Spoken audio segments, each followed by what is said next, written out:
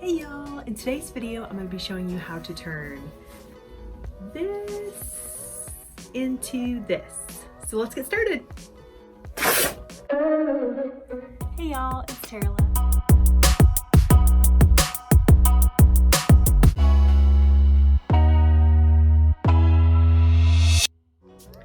So when I first started my Etsy shop back in 2012, I wasn't sure what to make. I just knew I wanted to make something and sell my finished item. One of the things that I really loved was crocheted fabric. So I thought that might be a good way to mix my love of crocheted fabric with some accessories and jewelry and things. I wanted to show you guys some of the things I've made with crocheted fabric. I definitely have an obsession with crocheted fabric, and over the years I've made several different designs with it. Here are some leather bracelets that I made with the crocheted fabric. I just love the way the batik looks, especially. I just think that it gives so much visual interest. So these are crocheted fabric inside of leather and then just painted designs.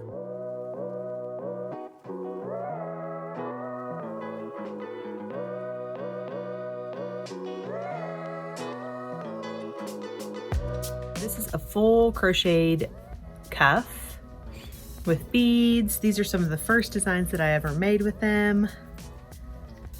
This one was one of my favorites. I even added some friendship bracelets with them. I added different kinds of beads and suede, and then some thread, and then of course neon. I know you guys knew that I would be using a neon. And then I moved on to headbands. This single strand headband is actually made out of leather, and I'll be adding instructions on how to make this one as well as all three styles in the batik fabric in the pattern on the blog, so stay tuned.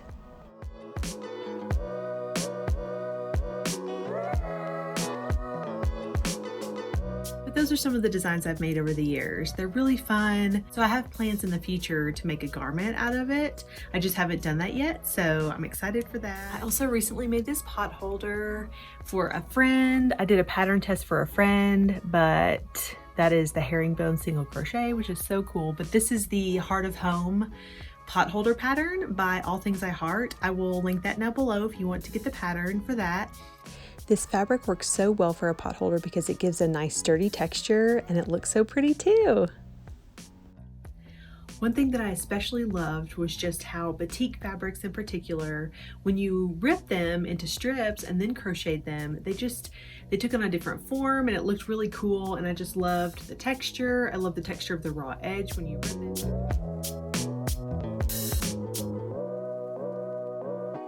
I love the vibrant colors and the prints with batik. It's one of my favorite fabrics. So I've gotten lots and lots of different fabrics, different batik fabrics over the years, and these are some of the ones I've used that I love.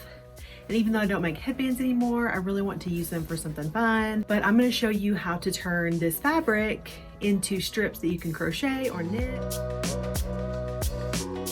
Just makes a really fun, unique type of yarn, and it's perfect for summer. Summer's coming up and the warmer weather, so it's cotton. So really any cotton fabric will work for this project, but my favorite is to use something that is double-sided, something that has two sides so that you get the print on both sides, you get the most color. There are some that just have a white back and you can sort of see the print through, but I just don't think it looks quite as vibrant. So that's up to you, but you can really use any cotton fabric. I also recommend getting at least 3 yards of fabric. That way you have a nice long continuous strand. What we're going to be doing is tying them together, but I'll also show you another option, something I used back when I was making bracelets and headbands as well. I used it for that, and that way you can see the transition a little less. You could also get even longer if you wanted to, and then you would have even less transition. Kind of decide what works better for you. If you like the look of the fabric tied together, or if you just like a long continuous strand. If that's the case, then you can get as many yards as you want. And the longer the yardage, the less of those transitions that you'll have where your fabric is connected.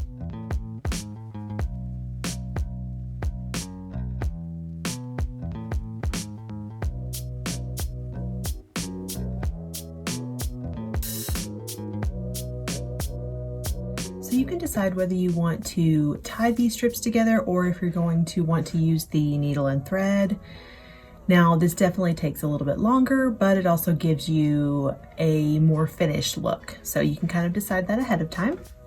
So when you're starting with your fabric, you're going to want the long side to be vertical and the shorter side to be horizontal. That way, when you're tearing your strips this way, you will have the longest piece as a part of the strip.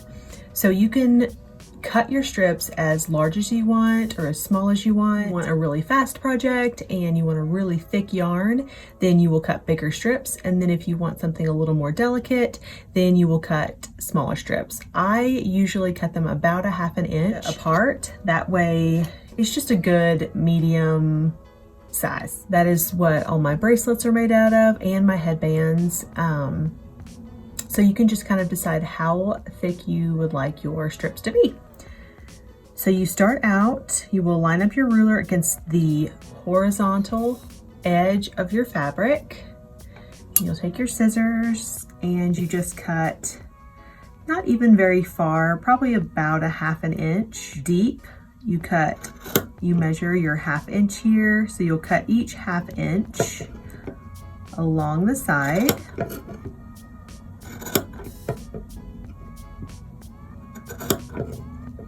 And depending on how much yarn you want, if you want to do the whole thing or just a little bit of it, then that's just how many strips you cut.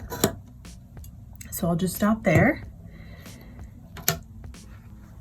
And as you can see, these are the strips that you're going to rip. So this is a really fast way to do it. You can also cut them, but I like the raw edge that this gives. So it just gives a little extra texture. And so I really like that aspect. Okay, and so you will take the one strip in your left hand and then the other strip in your right, and you will just start ripping long ways. And you'll rip all the way down for as long as your fabric is.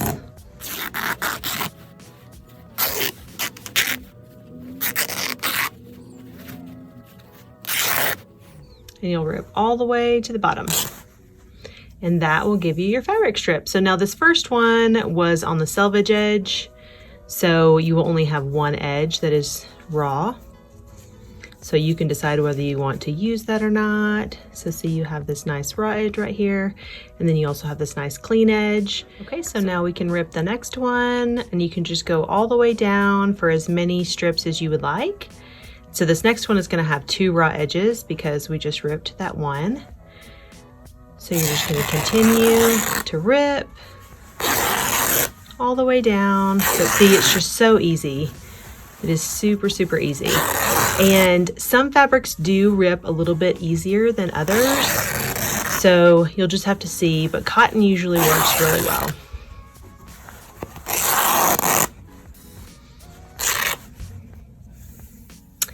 And there you have it. And it's just so neat because the patterns look so cool when they're ripped as well. They're so cool just on their own, but then when you rip it, it gives a whole new look to it.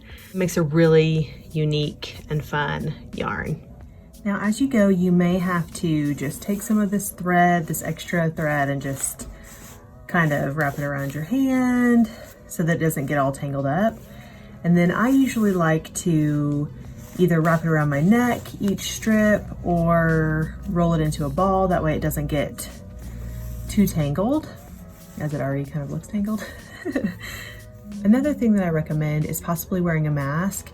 The fibers sometimes really fly around and get in your nose and kind of bother you. So if you have any allergies or anything like that, and the dust or fabric or anything like that bothers you, you may want to wear a mask while you do this. So now you're ready to create your ball of yarn from the strips, and there are a couple of ways that you can do this. I used to in the beginning when I first started making this yarn, probably about 8 years ago, I sewed the pieces together. So I wanted it to be as seamless as possible, and so I just sewed really closely, running stitch across the two, and then when you held your yarn like this, you just wouldn't see it very much, and it was easy to tuck it in and just kind of hide it. So if that's what you want to do, that's definitely an option.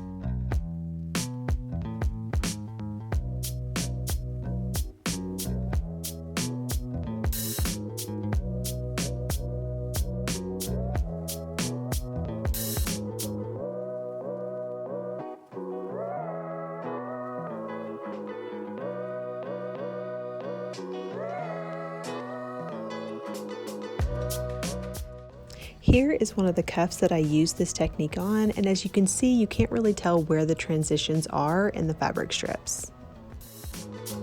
But now I really like the extra texture that it gives when you just tie it together in a knot. I love the little ends that stick out. I just think it's really fun. After I saw my friend Becca's yarn, she sent me a ball of her yarn, and she's just super creative at putting scrap yarn balls together.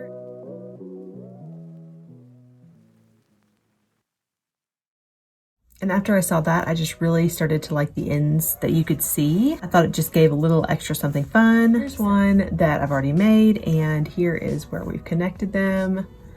You can cut this as long or as short as you want. I will probably end up cutting this once I use this for the tote pattern that I'm planning with it.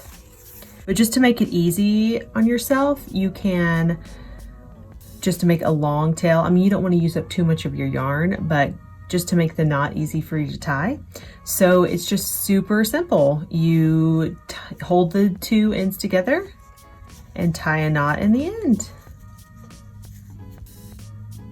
And then that's it. So you got this, and you can trim it to whatever length you want, and you just continue on with your strips for as long as you want, and then you can roll it into a ball.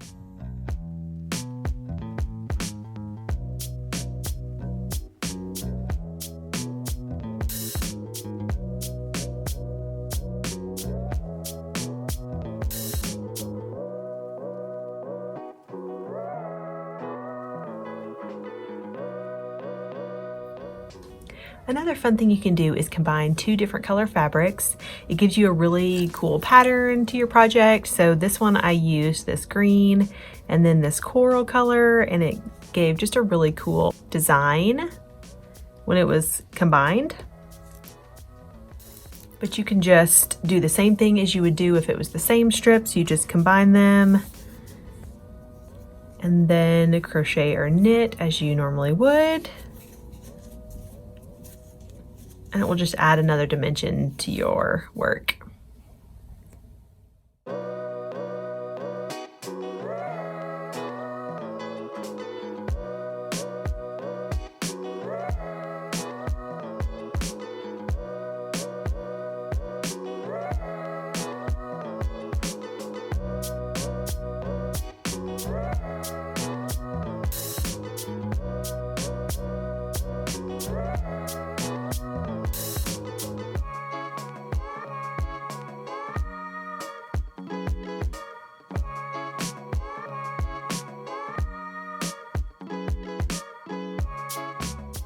If you enjoyed this video, don't forget to give it a thumbs up and subscribe for more videos like this one.